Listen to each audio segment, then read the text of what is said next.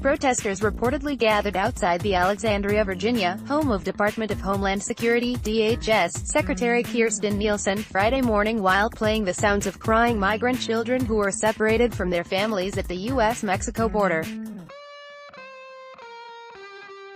Holding signs that read, "Child Snatcher," and 2,300 children ripped from their families, no plan to reunite them, protesters chanted, "No justice, no sleep," and "Free the kids." It is not yet clear who organized the protest.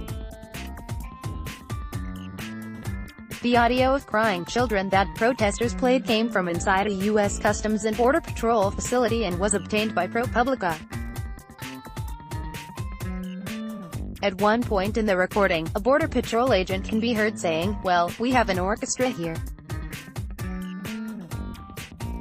What's missing is a conductor." At CAS in action at Maddow and other advocates protest in front of Sec. Nielsen's residence in VA.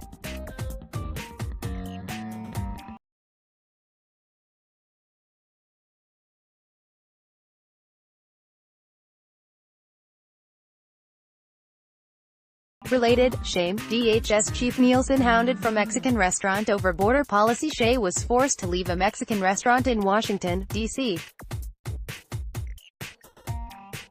on June 19 after protesters heckled her inside the restaurant.